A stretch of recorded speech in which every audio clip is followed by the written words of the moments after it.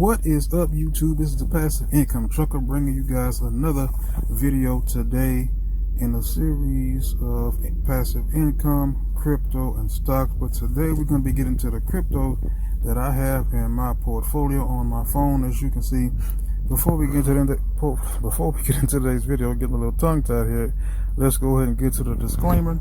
This channel, any information included in it are not intended to serve as a substitute for financial consultation. Certain issues, concerns, and conditions always require the advice of appropriate legal professionals. Seek financial advice when needed / necessary. Thank you guys for joining me. Go ahead and also give me that L and S special that I always ask about, the like and the subscribe. If you like the channel, if you like what you're hearing, if you want more of this information to continue, go ahead and give me that. I'm trying to get to my 100 subscribers by the end of the month. Here I am again today with probably my third or fourth video of the day talking about crypto. Let's get into today's topic. Let's go into the portfolio. Today we're going to go into Assests. I don't use Celsius a lot because I just don't have anything in Celsius right now. That's another way you can earn a little bit of passive income. If you just put your money in Celsius and you stake it, and you will earn income over time. Well, right now, as you can see, everything that I have right now is positive as of this moment. FTM and the Phantom token, which is on the Ethereum network, is up right now, 80 bucks. I have a total of 225 in this particular account. My Bitcoin is up. I don't have a lot of Bitcoin in this account. I actually was trying to transfer all of my money from this account, but I'm just going to leave it here for now. I was trying to get it into another app that I'm using, because this one it charges for me the fees. It's what I'm not too excited about. But see, I have a little Bitcoin, I have some Chainlink, and I have a little Uniswap. Most of these tokens that I'm holding are on the Ethereum network, 3 out of the 4. So in order for me to transfer them out, I would have to add Ethereum just to transfer those tokens from this account. And that's pretty much it from this account. They have quite a few tokens.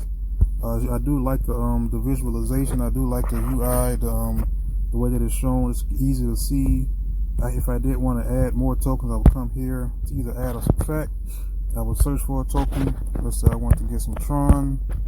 You can do Tron, or either the tokens that are on the Tron network, and you would add it, or you subtract it like that. And when you go back to your home page, it's pretty much not there anymore. So if I wanted to come back and I wanted to do BNB, I don't know if they have that on here, the Binance token. Looks like they do, but they have BNB, BSB.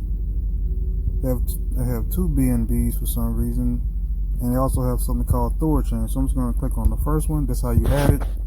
And then you go back to the home page. And as you can see, the BNB token is added right here, and it's right now is at $418 per token.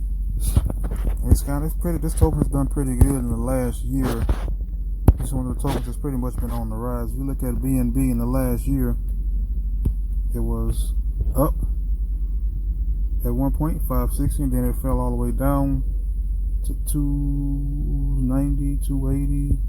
It kind of looks like a mountain right here. It went up and then it skyrocketed down. Went up a little bit, went down, went up, down. This BNB token pretty much looks like going through the mountains right now. Let's get into the next app. Close that and that. So let's go here.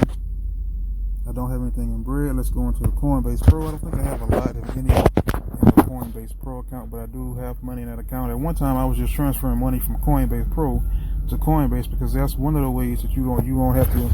There won't be any fees if you decide to trade from one account to another.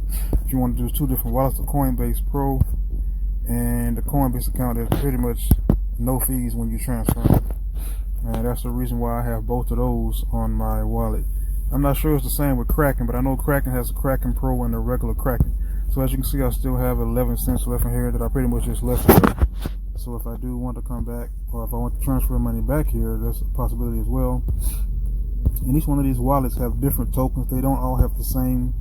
You may have to search around to see which wallet has which token, because you won't find one with all of the tokens on them.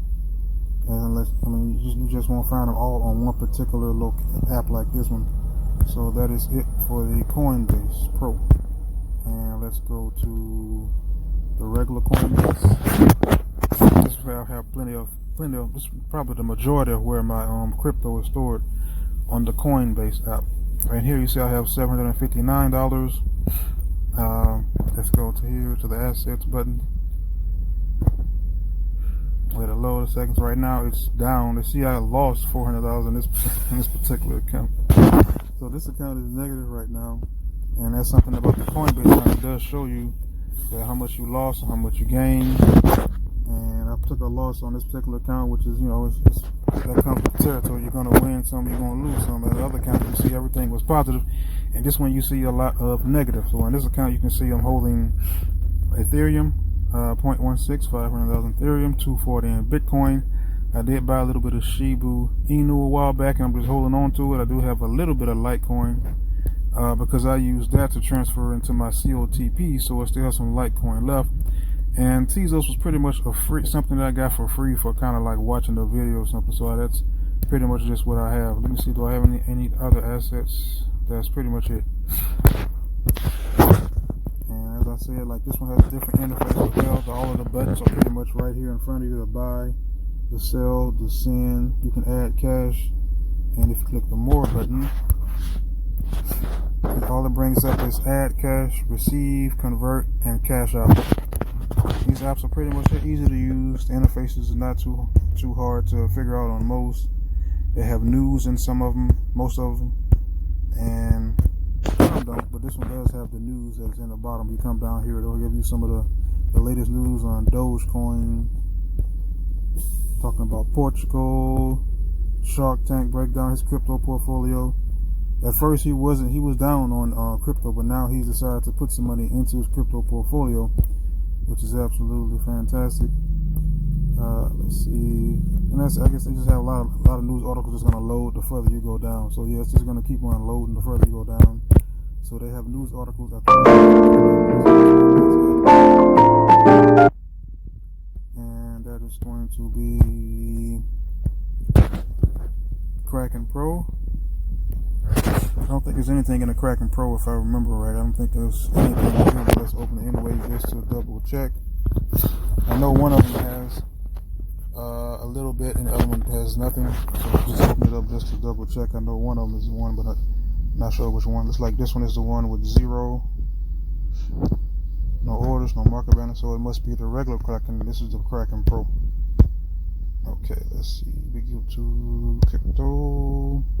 I go to KRAKEN, and I do normally have multiple wallets on my phone in case something does happen with another wallet. If I need to transfer it to another, if something happens with one wallet I can't use, and I can transfer my funds from one wallet to another wallet if necessary. In this particular account, it's 150, and that's pretty much it. The only thing I'm holding is one coin, which is Ethereum, which is 158. So that's pretty much it, guys. I mean, you pretty much can go and figure out which wallet you want to. Here's my load. Figure out which wallet you want to use. As you can see, I have multiple wallets here.